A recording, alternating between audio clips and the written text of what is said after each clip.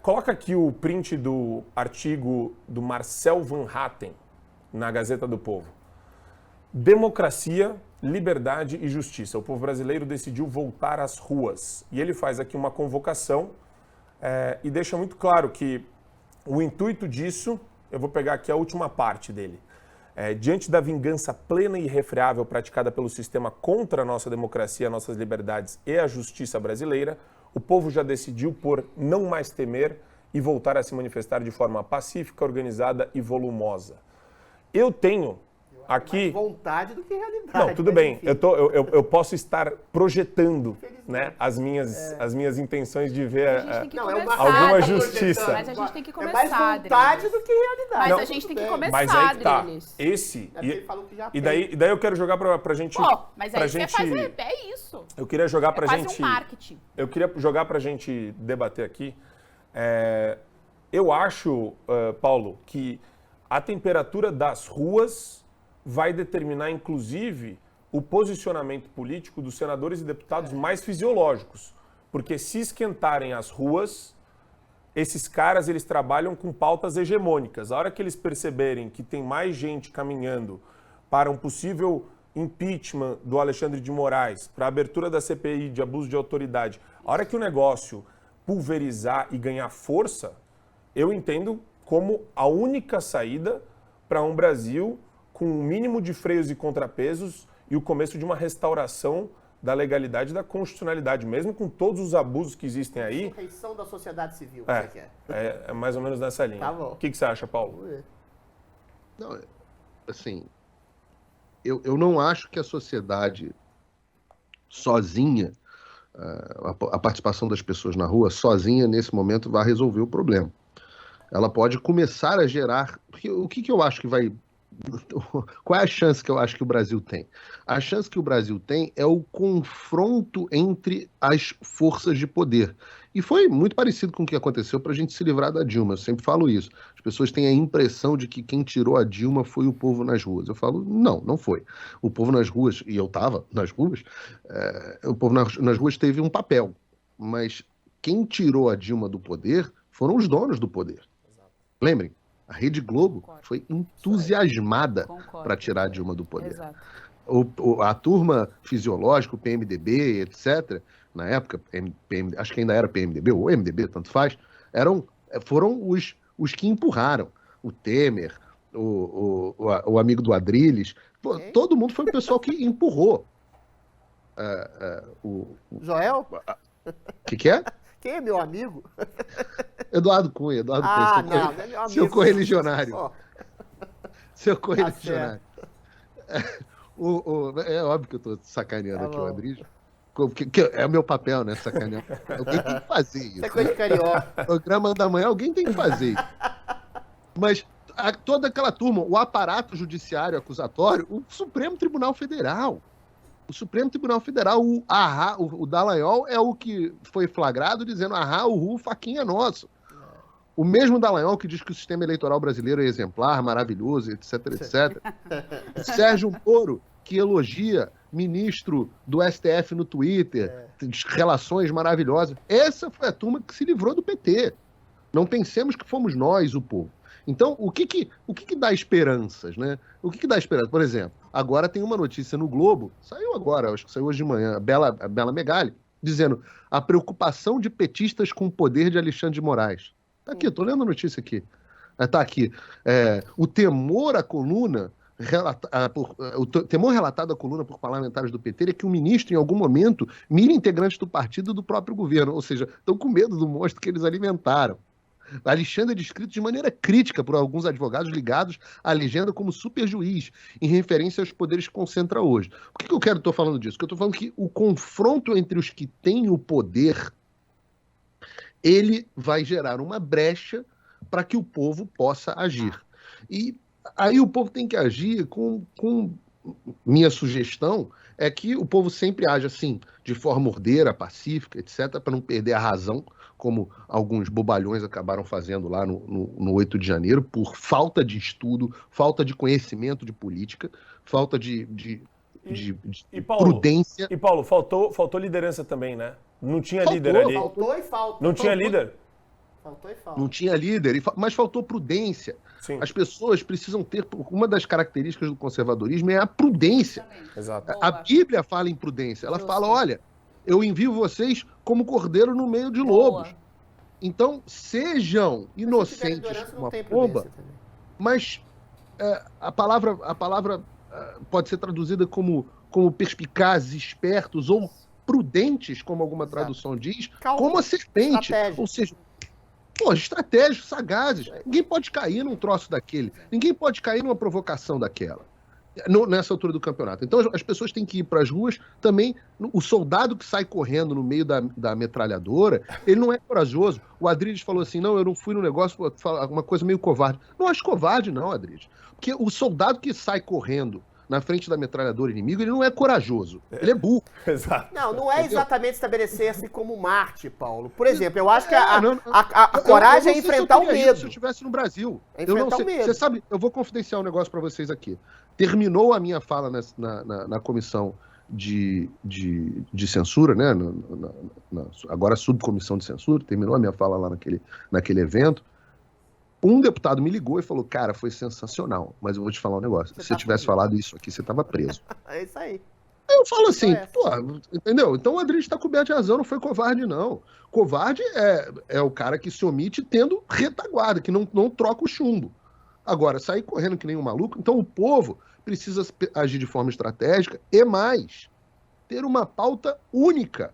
Porque a única forma de você tocou no ponto que a gente está tocando é diariamente. A gente fala isso todos os dias. Cotidianamente. A pauta única, e agora eu vou te interpelar. Eu acho que a única pauta hoje, objetiva, simples, de fácil assimilação ao povo, é impeachment do senhor Alexandre de Moraes. Porque isso reverberaria numa possibilidade de medo, de constrangimento dos demais ministros que estão todos anuindo aos desmandos do Alexandre de Moraes, mancomunados com os desmandos do Alexandre de Moraes e ficam na surdina. Se você coloca, olha, esse juiz aqui está orquestrando um movimento tirânico de atropelo às leis, coisa que a maioria dos juristas concordam, mas também tem medo de dizer, esse juiz aqui atropelou a Constituição brasileira, está prendendo pessoas, censurando pessoas, perseguindo pessoas sem o devido processo legal. Esse juiz é, juridicamente, a manifestação de uma ditadura togada no país. Aí você coloca exatamente um peso em cima da possibilidade de a gente acabar com essa juristocracia no Brasil. Agora, para isso, meu bom Paulo Figueiredo, é preciso, para além da prudência, uma liderança que objetiva uma pauta única no país. A única pessoa que faz isso no Brasil chama-se Marcel Van Hatten. Tem você, mas como político que tem reverberação e não tem a possibilidade iminente de ir preso amanhã, é só o Marcel Van Hatten. Ninguém fala. Chega a Damares e fala, eu estou rezando a Deus. Chega o Bolsonaro, vai na Jovem Pan e chora. E fica em silêncio. Fala que vai processar o Lula. Fala que, não, a gente tem que ficar em paz com o governo, a gente tem que ajudar o Brasil, a eleição é 2026. Ou seja, existe uma complacência subreptícia, subliminar a esse estado de coisas, como se tivesse a gente num estado normal de temperatura de democracia. De crise. Então não adianta você falar que há que haver uma prudência das pessoas, sendo que as pessoas estão completamente desorientadas, as pessoas estão desesperadas, estão acuadas. Eu acho, infelizmente, que esse artigo do Marcel Van Hatten é mais uma questão de vontade pessoal e passional dele. Atenção. As pessoas não estão nas ruas. Presta atenção, bebê. As pessoas não estão nas ruas. As pessoas Neném, podem vir a estar Adriles. nas ruas se houver uma liderança concretizada, objetivada, em cima de líderes do Brasil, quer sejam o Tarcísio Quem era a liderança em 2015? O Tarcísio Gomes de Freitas, que é um grande gestor, mas não fala nada. O Romeu Zema, que é um grande gestor, não fala nada. O Bolsonaro, que eventualmente não fala nada, parece que está tudo normal. Ele falou até bem do arcabouço fiscal. Ou seja, existe uma leniência, uma complacência, um desaparecimento de lideranças no Brasil de direita. O único que fala, objetivamente, Alexandre de Moraes se comporta como um ditador, é o Marcel Van Hatten. Todo mundo tem medo. A Jovem Pan tem medo de falar no Alexandre de Moraes, os juristas têm medo de falar no Alexandre de Moraes, e a gente tem medo, mas a gente fala porque a gente quer dar a cara a tapa e quer que o país faça alguma coisa. Ainda que a gente vá preso. Peraí, enfim, deixa eu organizar a bagaça aqui, porque o Adriles, ele é uma metralhadora. É o Paulo falou em metralhadora. E outra coisa, não, falar que eu Adriles. sou amigo do Cunha é a mesma coisa que falar que você é amigo do Guga Noblar, que vocês participaram da mesma emissora. Aqui, ó, um ponto que é importante. No final, é que o Adriles não leu o artigo do Van Hatten. Existe a convocação para o 4 de junho. Exato. Então, esse é o ponto. ele faz uma convocação e é o seguinte, toda maratona tem um primeiro momento, tem um primeiro passo. Mas ele falou que as pessoas já estão nas... Não é, Não, ele está querendo inflamar as Cara, pessoas. tem que inflamar Porque o sentimento nas existe, pessoas, existe.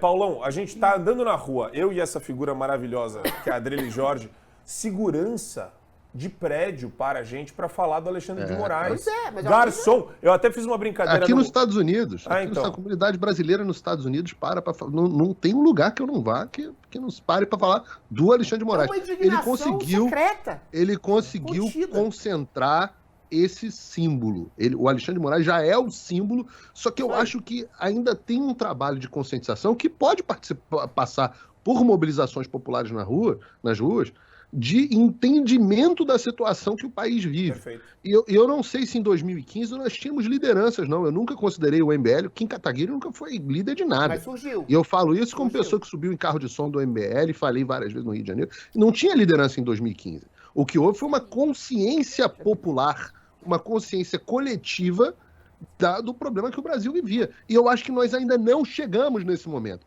Você quer ver uma coisa? Eu acho que as pessoas nesse momento não sabem se elas estão preocupadas com o PT ou com Alexandre de Moraes. Então você vai ter fora Lula e impeachment do Alexandre de Moraes. Eu risco o fora Lula, falo, Lula eu lido depois, já lidei com Lula antes, Perfeito. Eu sei como lidar com esse tipo de vagabundo, deixa eu botar ele aqui no Lula cantinho. você pode falar mal, do Alexandre você não pode. É isso que eu nunca vi no país. Exato! Uma personalidade na instituição que você não pode falar mal. Um servidor público. O cara é pago com Exatamente. meu dinheiro e eu não posso cobrar ele. Ele é um servidor público, é só isso. Exatamente. A opinião do Alexandre de Moraes, por exemplo, é irrelevante sobre qualquer tema. Eu não quero saber a opinião do Alexandre de Moraes. Quem é pago para dar opinião sou eu. São vocês. O Alexandre é pago para dar sentença. Isso aí. Aí ele pega a decisão do Telegram, por exemplo, é um artigo de opinião dele. Não tem uma lei. É um artigo de opinião. Ou seja, eu falo, o cara virou colunista. Só que ele publica no Diário Oficial, em vez da... Essa é maravilhosa. Pior Eu adorei. O cara virou colunista. Maravilhoso, adorei essa daí. Eu vou usar essa daí agora. Gostei, Paulão. Boa. Não, é uma coisa absolutamente impressionante. Então, não tínhamos líderes em 2015. Eu acho que o Marcel Van Hatten absolutamente espetacular. É um dos grandes deputados que nós temos há muito tempo.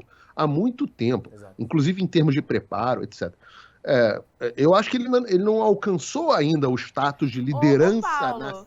Certo, mas a gente não tinha. Mas veja, a gente não tinha liderança em 2015. Ok, mas a gente tinha um sentimento antipetista muito forte que simbolizava E a gente podia ir nas ruas uma contra o união. PT. E a gente podia ir nas ruas. Agora, ou a gente aquece essa liderança, porque a gente já tem o símbolo do mal. Vamos colocar aqui de uma maneira bem dicotômica. A gente já tem o símbolo do mal. Então a gente tem que tentar levantar algum cara. Eu acho que como comunicador a gente tem esse papel, inclusive. Identificar ali no meio desse bolo do Congresso, e agora a gente só identifica o Marcel. Figueiredo, presidente. Você vice.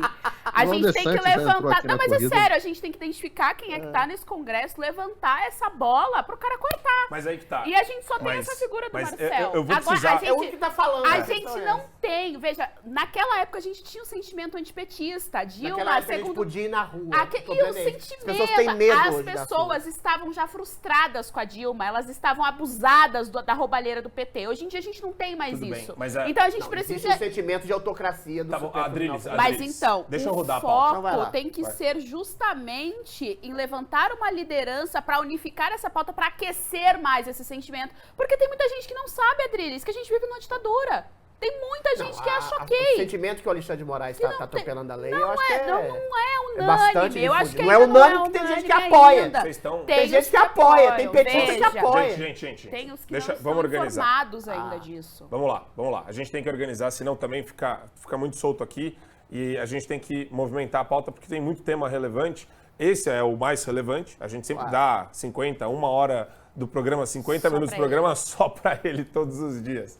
E é fundamental Figueiredo tem que ser candidato. essa questão da gente identificar as lideranças, Paulo, também existe necessariamente a necessidade de uma articulação interna dentro do grupo de deputados e senadores que se identificam com a direita. A gente viu ontem o arcabouço fiscal ser aprovado por 118 deputados federais que se colocam ou se colocavam dentro de um grupo de direita. Né? Republicanos, você tem o pessoal do União Brasil, lá tá cheio de tucano, lá tá cheio de social-democrata, mas usava aquele verniz de, eu sou liberal na economia e tal, deram um puta cheque em branco pro governo também, agora, sem falar que vai aumentar a carga tributária, então vai ser um desastre isso daí, é um desastre anunciado, tragédia anunciada, e a gente falava disso no passado o tempo todo, né? Esquerdista quer entrar lá para assaltar a máquina pública, encher a máquina pública e usar contra o povo, tudo sob pretexto de justiça social.